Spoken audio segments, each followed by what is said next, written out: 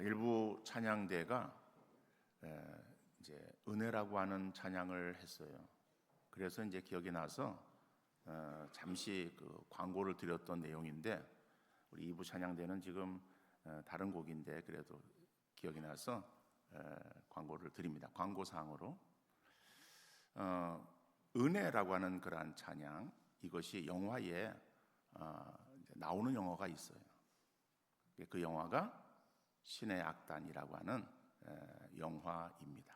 그래서 거기에 뭐 광야, 뭐 은혜, 그다음에 여러 찬양곡들이 이렇게 나와요.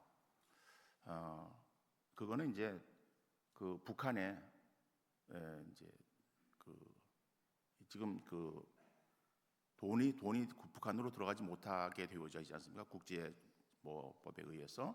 이제 그런데 NGO 단체에서 이제 그 돈을 그 북한에다가 주는데 200억인가 2천억 달러인가 잘 모르겠습니다만은, 저도 그 영화는 보지는 않았습니다 아직. 근데 그 돈을 주는 조건은 그냥 도와주는 게 아니라 거기에 교회를 세우고, 그러니까 2개의 교회를 세우고, 그리고 그 교회에서 부흥회를 하는 조건으로 그러면은 돈을 주겠다라고 하는 거예요. 그러니까 돈이 궁한 이 북한이 허락을 하는 거예요. 그래가지고 이제 뭐 급조해서 거기에 이제 이래서 짓게 하고, 그러면서 이제 거기 부흥회를 하기 위해서 이제 뭐 악단 이런 게 있어야 되는데, 그 악단을 또 이렇게 조직해가지고 이제 그 찬양을 하는 거죠. 근데 그런 것들에 대한 그 내용을 우리나라 이제에서 영화를 만드는데, 그 만든 지역은 몽고라 그래요. 그 북한에서 못 들어가니까는 몽고에다가 이제 그 뭐 세장을 만들어 가지고서 그런 영화를 이제 제작을 거기서 하면서, 그래서 거기 참여했던 그 탤런트들이죠. 배우들이 거기서 눈물로 이제 그렇게 영화를 찍었다, 뭐 이런 얘기들이 있고, 또 영화를 본 그러한 그 사람들도 굉장히 감동적이고, 그래서 정말 울컥하는 그러한 그 마음으로 영화를 보았다. 그래서 기독교 영화이고 음악 영화입니다. 찬양이 들어가는, 진짜 찬양이 불려지는 그러한 영화예요. 이러한 그 기독교 영화에 있어서 우리 기독교인들이 더 관심을 가지고, 그리고 또 그런 그 상영하는 그러한 그 극장에 가서 또 이렇게 시청하는 것도 굉장히 의미가 있고 좋은 그러한 일이라고 생각이 되어집니다. 대체적으로 이 기독교 영화들이 들어왔을 때에 우리 기독교인들이 그런 것에 대해서 전혀 인식을 하지 아니하고 함께 이렇게 동참해주지 않음으로 인해서 그런 그 일을 하는 사람들이 굉장히 힘을 잃어가는데, 어떤 한에 우리가 그런 데 가서 좀 우리의 메마른 그러한 심정이 다시 한번 좀 따뜻해지는 그러한 그 시간들 되었으면 좋겠다라고 하는 그냥 일반적인 광고 사항이기 때문에 참고 그냥 하시면 되겠습니다. 조지 실버만이 쓴 입소문을 내는 100가지 방법이라고 하는 책이 있어요. 그런데 그 책의 내용 가운데에 이런 이야기가 소개되고 있습니다. 어느 백화점에 한 중년 여인이 찾아와서 그래서 자동차 타이어를 환불해 달라는 거예요. 그래서 이 점원이 당황해하면서 영수증이 있느냐라고 물어봤어요. 그랬더니 영수증이 없다는 거예요. 영수증이 없는데 이 타이어를 반품해 달라고, 그러니까 환불해 달라고 하는 거예요.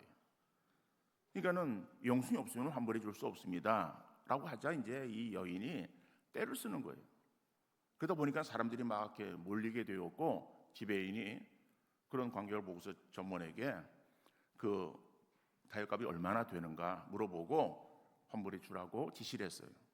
그래서 물어보니까는 29달러로 이제 달러였어요. 그러니까 한 3만여만 원 되는 거죠. 자, 그런 그거를 환불해 주니까는 이 여인이 그 돈을 받고 돌아갔어요. 그런데 그러한 그 광경을 본 그러한 사람들이 이제 소문을 내기 시작하는 거예요. 야, 저 백화점 자기네가 팔지 않은 그러한 물건도 반품해주고 환불해준대. 얼마나 좋고 친절한 백화점이냐라고 하는 그런 소문이 나기 시작한 거예요. 그러다 보니까는 그 입소문의 결과가 수백억 원의 그러한 그 이익을 냈다는 것입니다. 한 사람의 고객을 어떻게 대하고 어떻게 대접하느냐가 입소문의 결과를 좌우한다는 것이죠. 그래서 입소문보다 더 효과적인 마케팅은 없다라고 말을 합니다. 근데 이런 것은 장사하는 사람들에게만 해당되어지는 것이 아니라 교회에도 적용되어지는 말이라고 할 수 있어요. 교회 다니고 있는 성도들이나 아니면 이 교회에 와서 예배드리고 나가는 사람들이 어떠한 소문을 내느냐 굉장히 중요한 것이겠죠. 그래서 교회는 안내위원도 친절해야 되고 만나는 사람들이 다 따뜻해야 되는 거예요. 교회가 정말 누가 보기에도 아름다운 모습으로 친절하고 경건한 모습으로 비춰질 때 좋은 소문 내는 교회가 될 수 있다라고 하는 사실입니다. 그 교회 갔더니 말씀도 좋고 너무 친절하고 교인들과 교제했더니 너무 행복하더라. 그 교회 나가면서 우리 가정도 행복을 되찾고 내가 날마다 소망 가운데에 살고 있어 라고 하는 이러한 그 소문이 나면 얼마나 좋겠어요. 우리 교회가 이러한 소문나는 귀한 교회 되어질 수 있기를 간절히 바랍니다.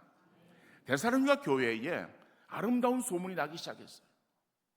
그 소문은 바람을 타고 온 우리에 퍼지게 되었어요. 마게도냐와 온 아가야 지방에까지 두루 퍼진 그러한 믿음의 아름다운 소문이 되었던 것입니다. 마게도냐와 아가야뿐 아니라 정말 더 넓은 지역까지 퍼져나간 데살로니가 교인들의 신앙의 모습이 과연 어떠한 모습인가를 우리가 한번 살펴보면서 우리에게 주시는 그러한 은혜를 함께 나누는 귀한 시간 될 수 있기를 바랍니다. 첫 번째로 그들의 신앙의 모습은 하나님 마음에 흡족함을 드리는 신앙이었어요. 그러니까 데살로니가 교회 성도들이 그 믿음이 소문난 그러한 신앙이었는데 그 소문난 신앙의 모습이 어떤 모습인가? 이거는 하나님 마음에 흡족함을 드리는 신앙이었다라고 하는 거예요. 오늘 본문 9절 말씀 보면은 그들이 우리에 대하여 스스로 말하기를 우리가 어떻게 너희 가운데에 들어갔는지와 너희가 어떻게 우상을 버리고 하나님께로 돌아와서 살아계시고 참되신 하나님을 섬기는지와 라고 말하고 있습니다. 자, 먼저 이 9절의 말씀을 우리가 상반절을 표준 세번역 성경으로 보면 이렇습니다. 그들은 우리를 두고 이야기합니다. 우리가 여러분을 찾아갔을 때 어떠한 영접을 받았는지라고 하는 내용이에요. 그러니까는 스스로 말하기를 우리가 어떻게 너희 가운데 들어갔는지와라고 하는 그 내용을 표준 세번역 성경에서 현대적인 표현으로 이렇게 번역을 하고 있다는 내용입니다. 자, 이 사실은 우리가 이미 살펴보았어요. 사도 바울이 1차 그러한 선교 여행을 마치고 2차를 교회 가는 가운데에 자기가 뜻한 지역이 아니라 뜻하지 않은 그러한 지역으로 성령의 인도하심을 따라서 가게 되었고, 그래서 마게도냐 지역으로 들어가서 첫 성인 이 데살로니가 지역으로 들어오게 되어집니다. 데살로니가 지역에 들어와서 그래서 거기 회당을 찾아 그리고 사람들에게 전도한 것이죠. 자, 그 내용을 사도행전 17장 1절로 3절에서는 이렇게 말하고 있습니다. 그들이 암비볼리와 아볼로니아로 다녀가 데살로니가에 이르니 거기 유대인의 회당이 있는지라 바울이 자기의 관례대로 그들에게로 들어가서 새 안식일에 성경을 가지고 강론하며 뜻을 풀어 그리스도가 해를 받고 죽은 자 가운데서 다시 살아나야 할 것을 증언하고 이르되 내가 너희에게 전하는 이 예수가 곧 그리스도라 하니라고 하는 거예요. 자, 다시 말하면은 이제 이 바울 일행이 암비볼리와 그 다음에 아볼로니아를 거쳐서 데살로니가로 들어갔어요. 들어가서 그래서 거기에서 어디를 찾았는가 하면 유대인의 회당을 찾았다 그랬습니다. 그러니까 회당에 가서 그 유대교의 그 유대 교인들이죠. 유대 교인들이 자, 자기들의 그러한 예배하고 나오는 그러한 가운데에 그들에게 전도를 했을 거예요. 그래서 새 안식일에 석주를 말하는 것이죠. 새 안식일에 자, 거기서 전도를 합니다. 전도하는데 어떻게 전도를 했는가라고 하는 것을 오늘 본문은 어떻게 말하고 있는가 하면은 성경을 가지고 강론하며 뜻을 풀었다라고 말합니다. 그러니까 성경을 가지고 강론했다라는 것은, 강론했다라고 하는 것은 이제 뜻을 풀어서 설교하는 것을 말하는 거예요. 그러니까는 성경을 가지고 강해 설교했다는 거예요. 자, 그러면은 그 강해 설교한 그러한 그 내용이 무엇인가? 그러니까 성경을 풀어주었다라고 말하죠. 그 풀어준 그러한 그 근본 내용이 무엇인가 하면은, 자, 그리스도가 해를 받고 죽은 자 가운데서 다시 살아나야 할 것을 증언하고 그랬어요. 그러니까 그 증거한 그러한 그 내용이 무엇인가 하면은, 그리스도가 해를 받고, 그러니까는 그리스도가 십자가에서 피 흘려 죽으신, 고난을 받고 죽으신 것을 말하는 것이죠. 그 죽으심과 그 다음에 죽은 자 가운데서 다시 약속대로 사흘 만에 살아난 거, 부활하신 거, 바로 그것을 증거했다는, 그게 복음이에요. 복음이 무엇인가 하면은 복된 소식이에요. 뭐가 복된 소식인가 하면은, 우리가 죄로 인해서 우리는 다 죽었던 그러한 인생들이다. 죽었던 그러한 그 인생들에게 있어서 하나님께서 우리를 살리시기 위해서 우리를 택정하시고, 우리를 위해서 예수님이 내 죄를 대신하는 십자가에서의 대속의 죽음을 당하게 하시고, 그리고 그 십자가에서의 대신 죽으신 예수님의 죽으심이 나를 위한 죽으심으로 믿게 하셨어. 그래서 그 예수 그리스도를 나의 구세주로 고백하는 그러한 그 믿음을 갖게 하시고, 그래서 그 믿음이 있음을 인정해서 우리를 하나님의 자녀로 구별해 주시는, 그래서 우리가 구원받은 그러한 그 일들, 그리고 우리가 구원받은 것으로 끝나는 것이 아니라 우리가 영원토록 사는 것이죠.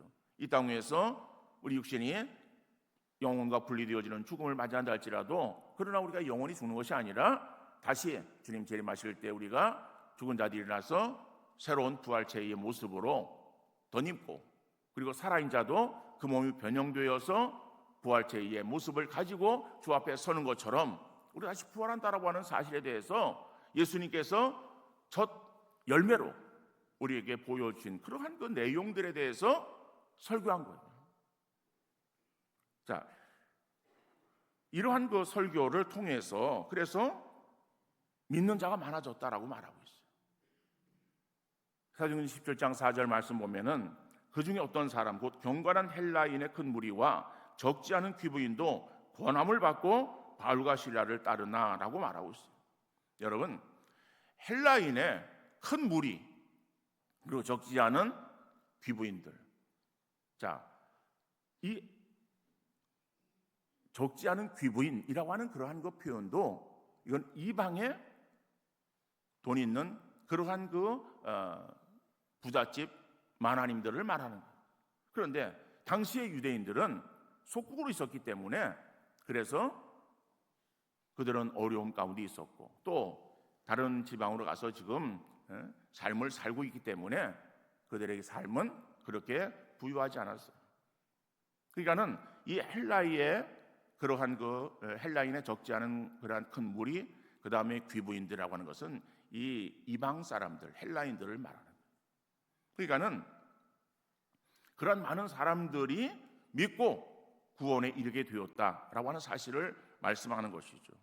그러면은 그들이 구원받은 것이 어떻게 구원함을 얻게 되어졌는가라고 하는 것을 생각할 때에, 바울이 엄청나게 말을 잘하는 사람이라서, 그래서 말로 그들을 막 현혹시켜 가지고, 그래서 그들의 마음이 주께로 향하도록 그렇게 설교를 잘했구나, 그렇게 생각할 수도 있어요. 근데 바울은 뭐라고 자기 자신에 대해서 말하는가 하면은, 나는 글에는 능하나 말에는 졸하다라고 표현하고 있어요. 그러니까 바울 서신을 보면은요, 물론 우리가 한글 성경을 보면은 표시가 나지 않습니다만은, 이것이 쓰여진 그런 헬라어로 이 성경을 보면은 굉장히 바울 서신은 문체가 아주 조직적이고, 그리고 또 매끈하고, 그리고 여러 가지 서술적인 그런 표현들이 굉장히 좀 이렇게 고급스러운 그러한 문장으로 되어진 글들입니다. 그에 반해서 이제 다른 어떠한 사도들의 서신들 이런 것들을 보면은 그 표현들이 굉장히 좀 거칠고 그리고 직설적인 그러한 그 표현들이 나오고 있어요. 물론 그렇다 해가지고 성령의 감동하심이 다르다고 하는 의미는 아니에요. 그만큼 바울은 많이 배운 사람으로 그 모든 그러한 그 지식들이 거기에 이렇게 녹아 있는 것을 보게 되어집니다. 그래서 그가 글에는 능하지만 말에는 조라다 그랬어요. 다시 말하면 설교하는 그런 부분에 있어서는 아주 그렇게 능수능란하게 그리고 재미있게 막 사람들에게 있어서의 막 그냥 그것을 쫙 끌만한 그런 어떠한 매력적인 그러한 부분들은 가지고 있지 못했음을 말하고 있는 거예요. 그러나 바울의 그러한 그 설교에 그리고 그 내용이 무슨 뭐 사람들의 환심을 사기 위한 그러한 그 내용이 아니라 성경의 핵심인 복음을 전하는 거예요.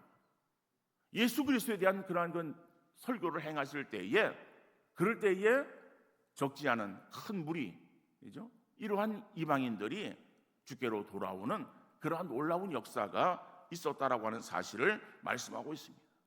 그러니까 사람을 변화시키는 것은 사람의 말이 아니에요.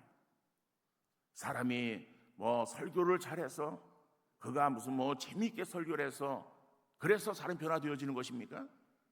사람이 변화되어지는 것은 사람의 말에 의해서가 아니라 하나님의 은혜인 줄 믿으시기를 바랍니다. 하나님의 은혜가 임하면 완악한 심령이 변화되어지고 그 심령 가운데에 정말 옥토 같은 그런 그 마음 되어지고 그리고 말씀의 씨앗이 힘기게 되어지는 거예요. 그러니까 하나님 말씀을 들으면서 설교자를 판단하는 것이 아니라 그 말씀이 나를 향하신 하나님 말씀으로 여겨서 사모하는 마음으로 말씀을 받아들이는 우리 모든 성도 되어질 수 있기를 간절히 바랍니다. 그러니까 데살로니가 성도들은 하나님 말씀을 듣고 회개하며 구원함이 이르렀다는 거예요. 그런데 그냥 구원함을 받은 것으로 끝나는 것이 아니라 구원함을 받고 그리고 그들이 신앙생활을 행하는데 그 믿음 생활이 정말 잘하고 있다라고 하는 그러한 그 소문이 퍼졌다는 것이죠. 그런데 그러한 그 믿음의 모습을 오늘 9절 하반전이 이렇게 말하고 있어요. 어떻게 우상을 버리고 하나님께로 돌아와서 살아계시고 참되신 하나님을 섬기는 지와. 자, 여기서 두 가지를 생각해 보시죠. 하나는 무엇인가 하면은 어떻게 우상을 버리고 그리고 또 한 가지는 하나님께 돌아와서 참되신 살아계 참되신 하나님을 섬기는 것. 여러분 지금 데살로니가 교회 그 성도들은 지금 헬라인이라고 말했어요. 헬라인은 이방인인데 여러분 그 헬라인은 특징이 무엇인가 하면은 많은 신들이 있었어요. 그래서 뭐 계속 이렇게 제가 말씀드립니다만은 헬라 그리스예요. 그리스에는 뭐가 있어요? 신화가 있어. 신화. 그러니까 그리스에 신화가 있다는 것은 뭐예요? 많은 신들의 이야기예요. 그 많은 신들의 이야기가 다 만들어진 그러한 내용들이지만은 그것이 있다라고 하는 것은 그만큼 그들에게 있어서 그것을 숭배하고 있었다라고 하는 사실을 말하고 있는 거예요. 그러니까는 그 헬라의 그러한 그 많은 신들이 헬라 사람들에게 있어서 다 섬기진 않았겠지만 자기가 그 중에서 섬기던 그러한 그 우상들이 있었다라고 하는 거예요. 그런데 그들이 예수를 믿고 나니까는 우상을 버렸다라고 하는 거예요. 여러분 우상을 버렸다라고 하는 이 사실을 우리는 가볍게 여길 수 있지만은 이거는 구약의 이스라엘 백성들과 아주 대비되어지는 그러한 내용 아닙니까? 여러분 구약 성경에 있어서 왕이 통치하던 왕정시대, 다시 말하면 성경에서 선지서들을 말하고 있는 거예요. 이사야 선지서부터 말라기 선지자까지 나오는 그러한 그 내용이 어디에 배경이 되어지고 있는가 하면은 왕이 통치하던 시대예요. 여러분 우리가 잘 알고 있듯이 사무엘 때에 이스라엘 백성들이 왕을 요구했고 그래서 하나님께서 허락하셔서 그래서 백성들이 요구에 따라서 세워진 왕이 사울이잖아요. 그 사울 왕이 일대 왕이고, 그런데 46년간 통치하다가 결국 하나님께서 그를 폐위시키는 거예요. 자, 그 다음에 두 번째 왕이 다윗이지 않습니까? 그러니까 사울은 처음에는 그가 겸손한 마음을 가지고 있고 그랬지만 교만함으로 무너졌어요. 그런데 그 하나님을 섬기는 신앙이 다윗 때에 와서 정말 전성기를 이루지 않습니까? 다윗은 하나님을 사랑하는 사람이고 하나님만을 절대적으로 신뢰했던 사람이에요. 물론 그에게도 잘못은 있었어요. 실수는 있었지만은, 그러나 전반적으로 신앙의 위대한 그러한 인물이었습니다. 그래서 신앙의 전성기를 이루었다가 그 아들 솔로몬 때에 그 신앙이 유지되는 것처럼 여겨졌다가, 그러나 그의 신앙이 점점 타락해가는 거예요. 자, 결국 그래가지고 솔로몬 아들 때에, 르호보암 때에 여로보암과 르호보암이 갈라지면서 여로보암이 10지파를 데리고 나가서 북이스라엘을 세우는 거예요. 그리고 르호보암이 2지파만을 데리고서 남유다를 세웁니다. 그런데 갈라나간 그러한 그 여로보암이 통치하던 그 북이스라엘은 초지일관, 처음부터 끝까지 다 악한 왕이라고 성경이 평가하고 있어요. 이 말이 무슨 말인가 하면은 하나님을 떠나 우상을 섬기는 그 일들을 자행했던 그러한 그 왕들 밑에 있었던 백성들을 말하는 거예요. 그런데 유다는 그보다는 조금 낫지만은 뭐 도찐개찐이에요. 거기에도 역시 하나님을 떠나는 그러한 그 일들이 비일비재했고, 그러나 그 중에서 몇몇 왕들은 그래도 구별되어 하나님을 섬기는 다윗의 길을 걸었던 왕들이었지 않습니까? 어떤 간에 이러한 그 왕들이 통치하던 그러한 그 시대가 이스라엘 백성들에게 있어서는 정말 선지자들을 통해서 하나님께서 안타까이 여기며 돌아오라고 회개를 촉구하던 바로 그 시대가 그 시대예요. 그 시대의 특징이 무엇인가 하면은 우상을 섬겼어요. 우상을 섬기면서도 그들은 하나님을 믿고 있다라고 그렇게 스스로 생각을 했던 거예요. 그래서 하나님께 제사를 드릴 때에 제물을 가지고 와서, 그리고 큰 제물을 가지고 오면은 하나님이 좋아하시겠지, 기뻐하시겠지라고 생각을 했던 거예요. 그러나 무수한 제물들이 성전에서 제사로 드려진다 할지라도 하나님께서 그 제사를 기뻐 받으신 것이 아니라 그 제사를 원하지 않으셨다.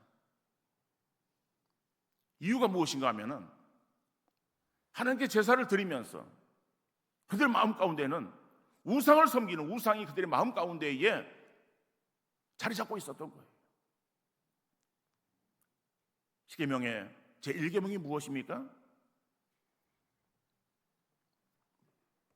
너는 나 외에 다른 신을 내게 두지 말라라고 하는 거예요.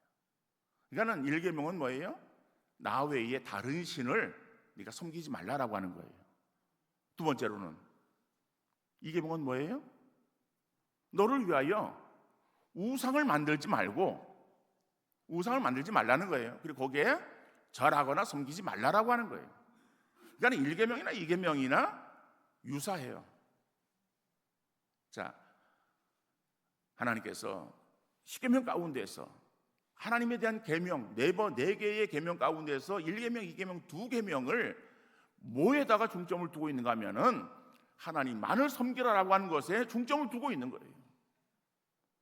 그런데 이스라엘 백성들은 하나님만을 섬기는 것이 아니라 그들은 하나님도 섬긴다라고 그렇게 자부했어요. 근데 하나님께서 그렇게 자부하는 그들의 신앙을 인정하지 않았잖아요. 너희들은 내 마당만 밟는 그러한 존재들이라고 말씀하셨어요. 차라리 그러한 번제를 드리지 말라고 말씀하시는 거예요.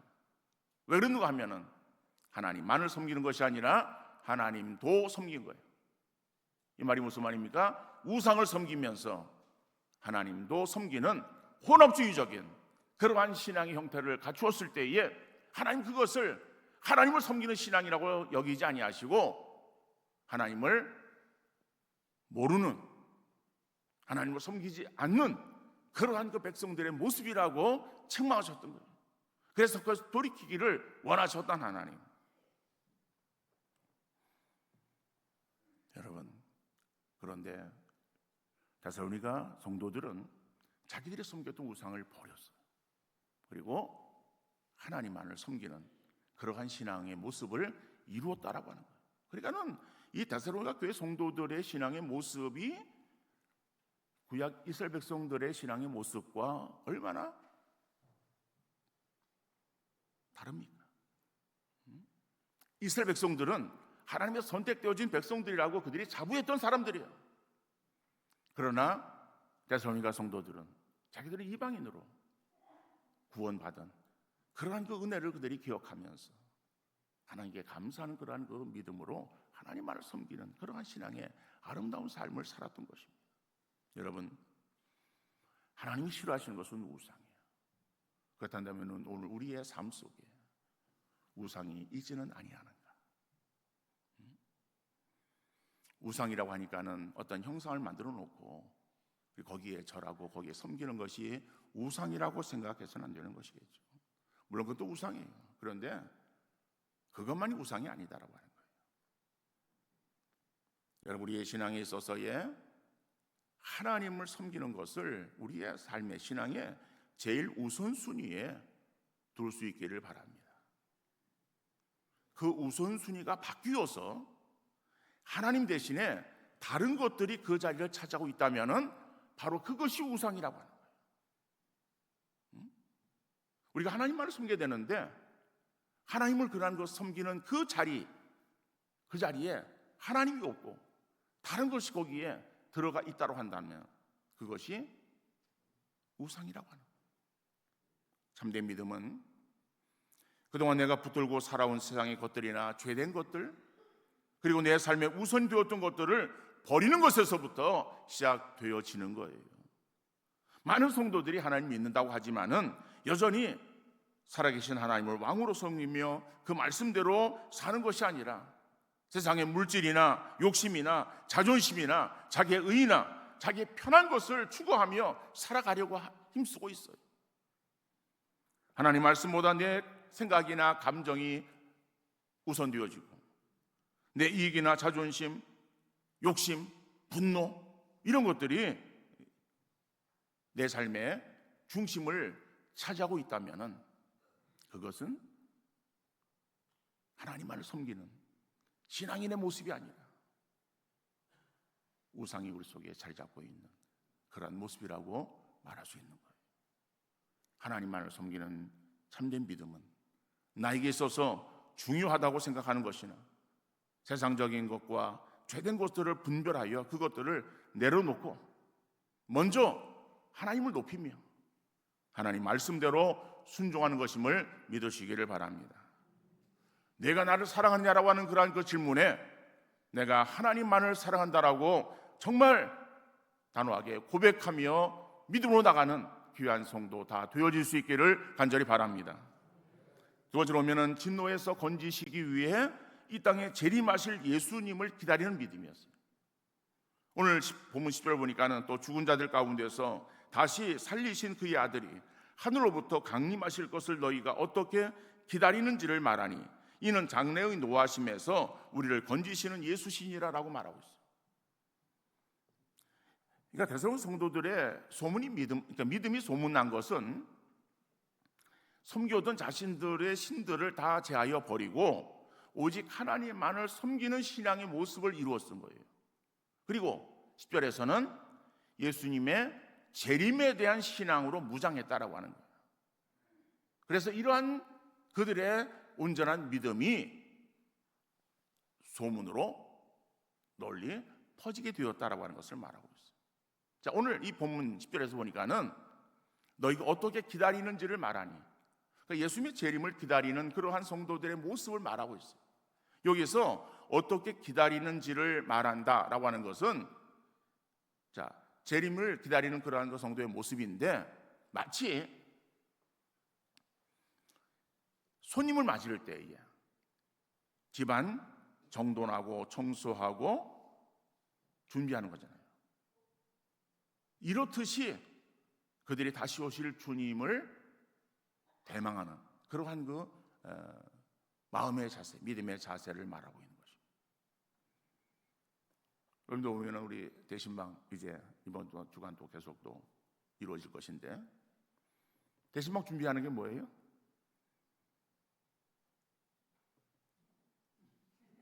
그래서 다른 거 없죠?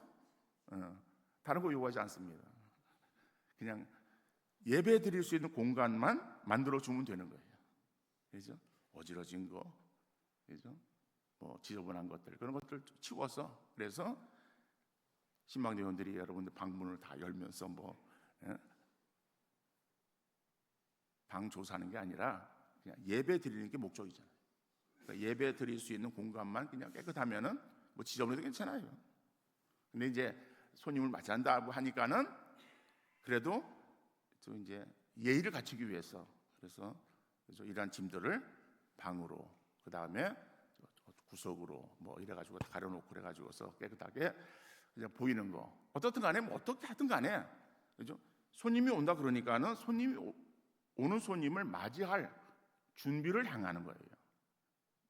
마찬가지로 이 데살로니가 성도들의 신앙의 모습이 주님의 재림을 기다리는 거예요. 그러면 주님의 재림을 기다릴 때 그냥 막연하게 기다리는 것이 아니라 준비하는 거잖아요. 손님 맞을 준비하듯이 주님 맞을 준비를 하면서 그들이 기다리고 있었다라고 하는 사실을 말씀하고 있는 거예요. 그러니까는 그 성도들의 신앙의 그 모습을 우리가 이제 지금 데살로니가 전서를 계속 살펴보기 때문에 뭐 지난주에도 말씀을 드렸고 계속 말씀드리고 있습니다만은, 그들이 복음 받아들일 때도 핍박이 있었고, 그리고 또 그 핍박으로 바울은 거기에서 더 이상 있지 못하고 떠나게 되었고, 그래서 남아있는 그러한 그들에게도 계속 핍박이 주어지는 가운데에 그들은 신앙에 정말 위축되어지지 아니하고 열심히 신앙생활을 잘 감당해서 그 믿음의 소문이 나고 있었다라고 하는 것이거든요. 그러니까 그러한 그 핍박 가운데서도 그들의 신앙이 위축되어지거나 어떠한 주눅 들고 그냥 뒤로 주저앉아 있는 것이 아니라 열심히 더욱더 신앙생활을 감당할 수 있었던 것은 바로 예수님의 재림에 대한 그러한 굳건한 믿음이 그들의 신앙의 기초였기 때문에 그렇다라고 하는 것을 말하고 있어요. 물론 예수님의 재림, 성경에는 날짜에 대한 그러한 고지는 없습니다. 언제 예수님이 오실 것이다라고 하는 그러한 사실에 대해서는 성경이 그것을 말하고 있지 않아요. 성경이 말하고 있지 않는 것을 사람이 임의대로 그리고 자기 해석대로 그것을 말한다라고 하는 것은 잘못되어진 거예요. 그래서 우리가 분명히 알아야 될 것은 이 땅에 언제 주님이 오시는지는 아무도 모른다. 그러나 주님은 분명히 다시 오십니다.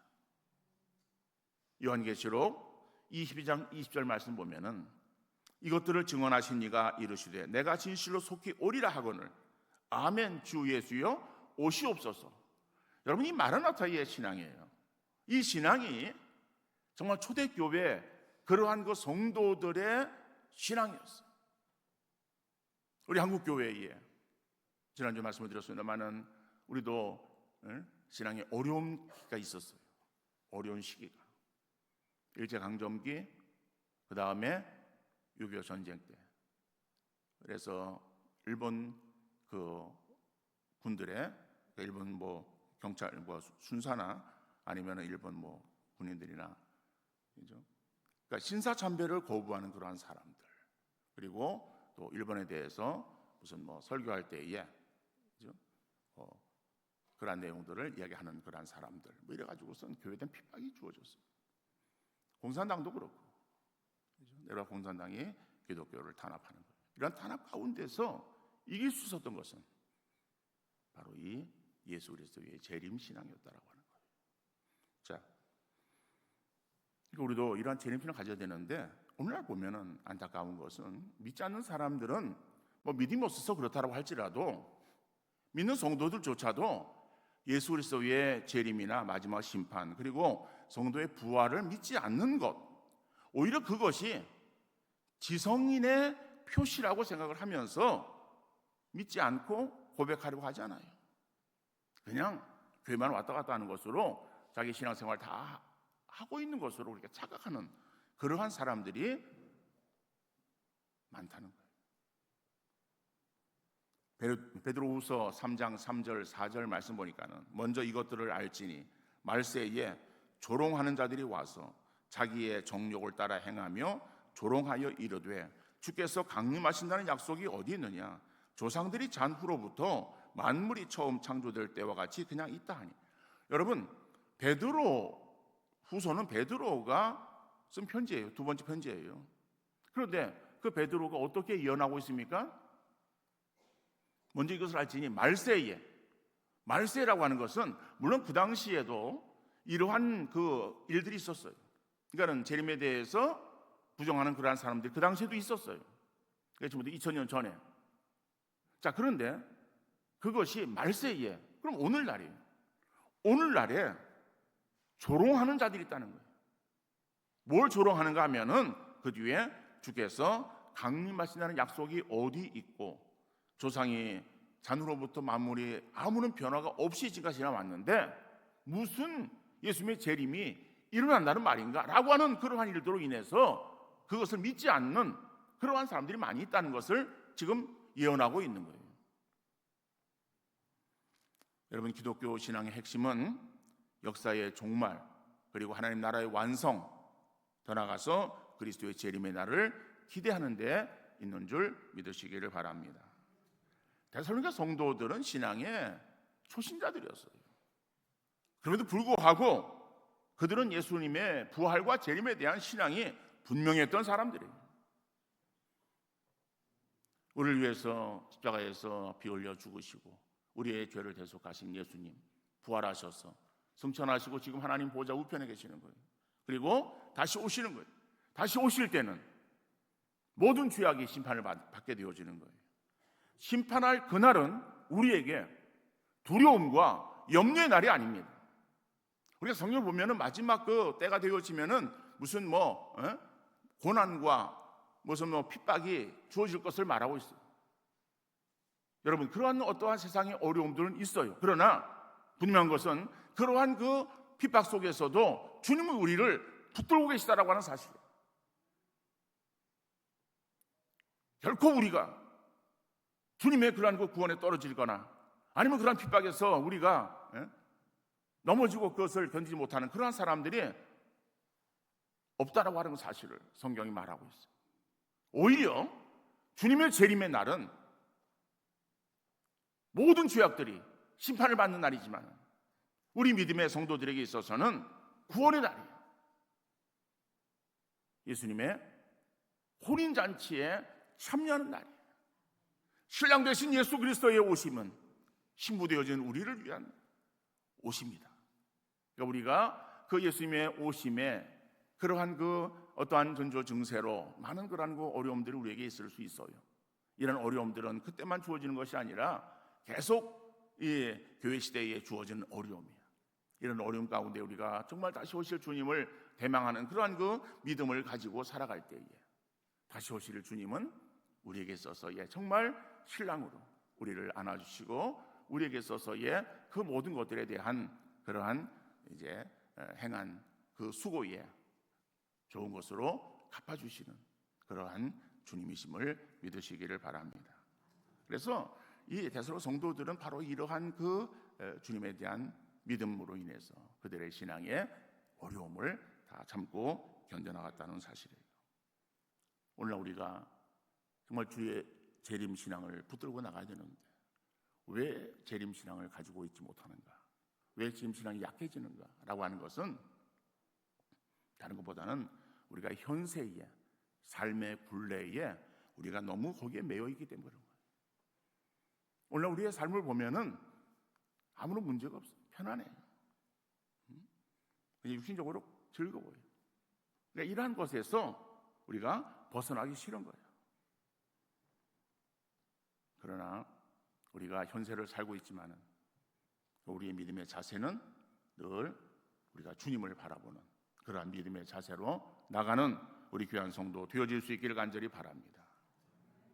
기독교에 있어서의 이 예수님의 재림 신앙은 초대교회 성도들의 신앙을 이끌어가던 중심축이었고 교회를 지탱해주는 지지대 역할을 감당했던 것이라고 하는 사실을 기억하면서 오늘도 우리에게 있어서 삶의 패턴은 그들과 다르다 할지라도 그러나 살아가면서 정말 주님이 다시 오실 이 재림신앙에 대한 믿음을 확고하게 붙들고 나가는 귀한 성도 되어질 수 있기를 간절히 바랍니다.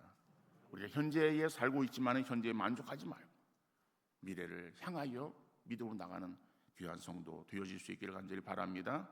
그래서 세상 속에서 우리가 정말 믿음을 가진 그러한 그리스도인답게 생동하는 그리스도인으로 믿음으로 정말 세상을 거스르며 승리하며 살아가는 모든 성도 되어질 수 있기를 주님 이름으로 축원합니다.